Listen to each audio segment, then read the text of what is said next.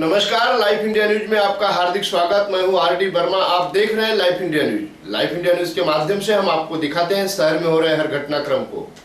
तो आइए देखते हैं आज के मुख्य समाचार। अजमेर नगर में केजीएन एजुकेशन वेलफेयर सोसाइटी की ओर से मुफ्त मेडिकल चेकअप शिविर का आयोजन। आइए ले चलते हैं आपको भिवंडी के अजमेर नगर में, जहां के युवाओं ने केजीएन एजुकेशन वेलफेयर सोसाइटी की ओर से मुफ्त मेडिकल चेकअप शिविर का आयोजन किया था, जहां काफी अनुभवी डॉक्टरों द्वारा अपने वार्ड के हिंदू मुसलमान महिला पुरुष को आमंत्रित कर उनका मेडिकल चेकअप करके उन्हें दवाएं देने का कार्य किया। एक सराहनीय कार्य नवयुवकों ने किया, जहां युवाओं में जनहित और समाज सेवा की भावना जागी।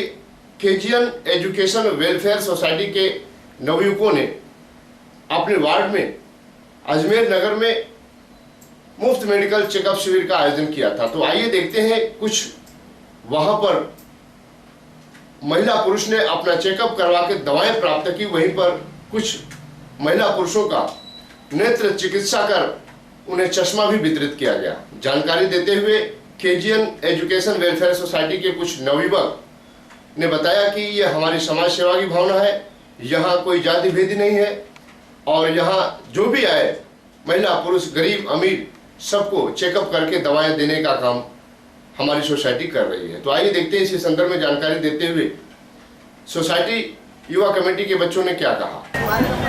अजमेर नगर केजीएन कमेटी की जानिब से इधर फ्री कैंप लगाया गया है।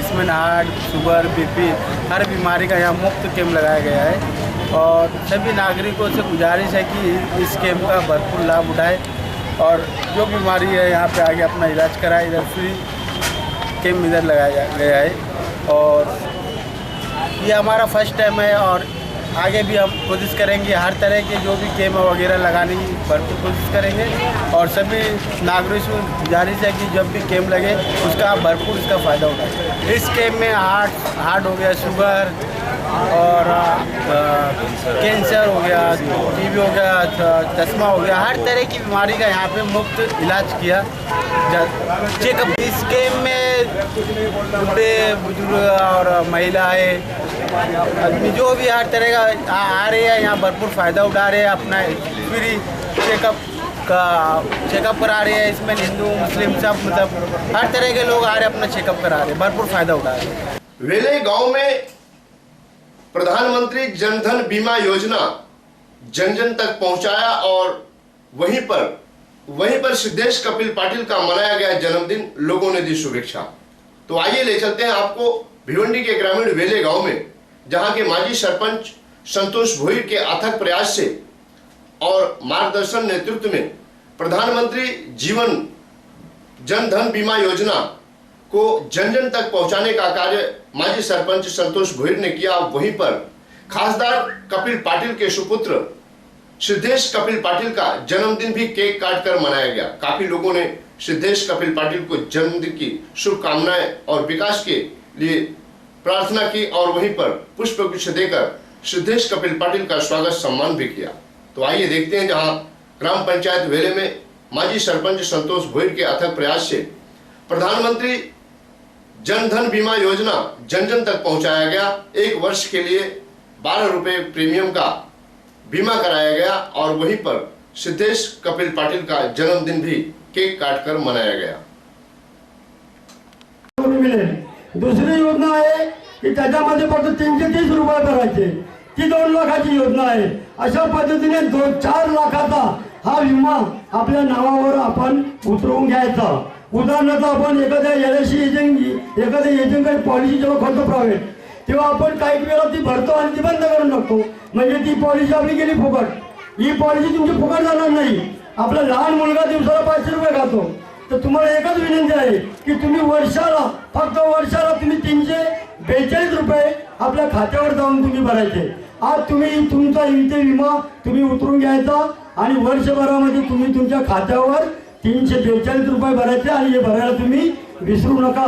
जर आज इथे विमा उतरवला आणि वर्षभरात तुम्ही तुमचे 342 रुपये जर भरलेच नाही तर तुम्हाला या पॉलिसीचा लाभ मिळणार नाही। आणि दुसरी एक योजना आहे, अटल योजना आहे। तर त्याच्यामध्ये 18 ते 40 वयोगटातील लोकांना त्याचा लाभ घेता येईल आणि 40 वर्ष झाल्यानंतर तुम्हाला काहीतरी 5,000 रुपयाची ती पेन्शन योजना सुरू होईल. त्या योजनेचा सुद्धा आपण सर्वांनी लाभ घेतला पाहिजे. नरेंद्र मोदी यांनी गरिबांसाठी या योजना सुरू केलेल्या आहेत. अशा योजना तुम्ही घेतल्या पाहिजे. आज वर्षभरात या देशामध्ये 8 ते 9 लाख रुपये 8 ते 9 लाख लोक मृत्युमुखी पडतात. आता 8 ते 9 लाख रुपये मृत्युमुखी पडल्यानंतर 8 ते 9 लाख लोक मृत्युमुखी पडल्यानंतर या गरिबांना हा पैसा मिळाला पाहिजे म्हणून या योजना सुरू केलेल्या आहेत. एखादा माणूस मेल्यानंतर त्याला कुठलाच लाभ होत नाही त्याच्या कुटुंबाला. तर अशा पद्धतीने 8 ते 9 लाख लोक मरतात. तर या 8 ते 9 लाख लोकांना हे पैसे मिळून जातील. तर त्याच्यासाठी आपण सर्वांनी याचा फायदा घेतला पाहिजे. आज आपण खासदार कपिल पाटील यांचे सुपुत्र सिद्धेश पाटील युवकांचे एक ते आधारस्तंभ आहेत. युवा पिढी घडवण्याचे काम त्यांनी हाती घेतलेले आहे.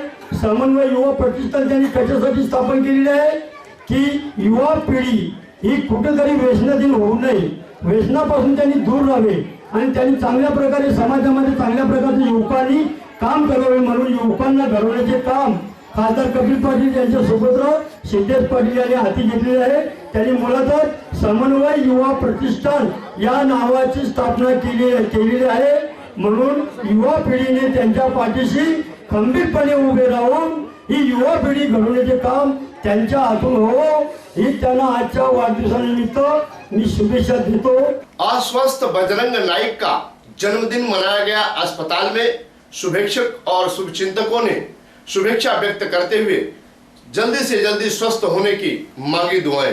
तो आइए ले चलते हैं आपको भिवंडी के ऑर्बिट हॉस्पिटल में, जहां गत दिन अस्वस्थ होने के कारण बजरंग नाइक एक समाज सेवक साईं भक्त की तबीयत खराब होने के कारण उन्हें ऑर्बिट हॉस्पिटल में भर्ती कराया गया है, जहां उनकी तबीयत अस्वस्थ है. लेकिन जन्मदिन मनाया गया. वहां पर अस्पताल के स्टाफ और उनके चाहने और मानने वालों ने केक काटकर बजरंग नाइक का जन्मदिन मनाया और पुष्पगुच्छ देकर उनका स्वागत सम्मान किया.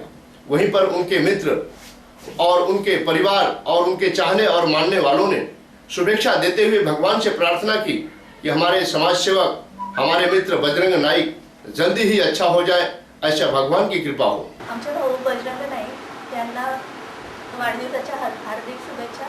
त्यांना उदंड आयुष्य लाभो ही देवाकडे सदिच्छा. यांचा 5/7/2015 रोजी वाढदिवस आहे. त्यांना उदंड आयुष्य लाभो ही देवाला प्रार्थना करतो आणि लवकर बरे होईल. त्या प्रेमात आधी मला हॉस्पिटलमध्ये बघायला येऊन केक आणल्या लोकांनी. हां, त्याबद्दल मी सर्व माझ्या मित्रमंडळी सर्वांचा मी हार्दिक अभिनंदन करतो. सर्वप्रथम डॉक्टर जय शिर्के यांनी केक आणलेला, माझे मित्र सुनील शिर्के, शकील त्यांनी माझ्या विषयातल्या ठिकाण आहेत. खूप खूप मी लवकरात लवकर चांगला होण्याचा प्रयत्न करत आहे आणि मला खूप लोकांचा हे आशीर्वाद आहे. त्या हिशोबाने मी लवकरच चांगला होईल ही माझी प्रार्थना. धूमधाम से मनाया गया शरद नामदेव धुले का जन्मदिन. लोगों ने दे पुष्पगुच्छ और शुभेच्छा. तो आइए ले चलते हैं आपको चाविंद्रा के काश्मीरा ढाबा पर, जहां हर साल की तरह इस साल भी अपना जन्मदिन शरद नामदेव धुले ने काश्मीरा ढाबा पर मनाया, जहां हजारों की संख्या में लोगों ने पुष्पगुच्छ देकर शुभकामना व्यक्त की.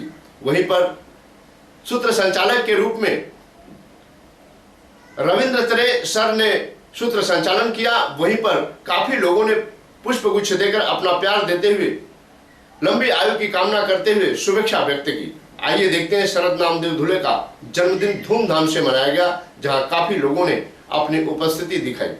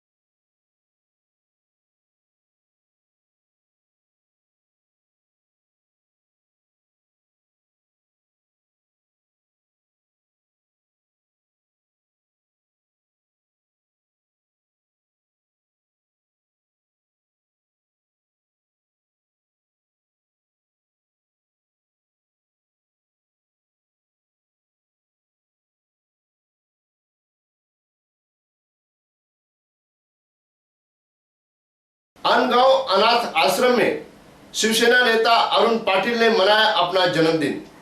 अनाथ बच्चों को बांटे वस्त्र और किया अन्नदान। तो आइए ले चलते हैं आपको भिवंडी के अनगांव अनाथ आश्रम में, जहां काफी अनाथ बच्चे अपने भविष्य और अपने उज्जवल भविष्य को संवारने के लिए उस अनाथ आश्रम में रहते हैं, जिनका भरण पोषण एक ट्रस्ट के मार्फत होता है। काफी दिनों से अपना जन्मदिन मनाते आ रहे अरुण पाटिल ने, शिवसेना के नेता अरुण पाटिल ने अपनी भावना व्यक्त करते हुए कहा कि जिस तरह से हम हजारों रुपए खर्च करते हैं और अपना जन्मदिन मनाते हैं, लेकिन इन अनाथ बच्चों का क्या? इन अनाथ बच्चों को देखने और संभालने वाला कौन है? ऐसी भावना मन में लेकर अनाथ आश्रम पर पहुंचे और अपने परिवार सहित बच्चों के साथ उन्होंने पूजा पाठ और आरती के तत्पश्चात बच्चों में केक काटकर, अनाथ बच्चों में केक काटा और अपने जन्मदिन की खुशियां मनाई।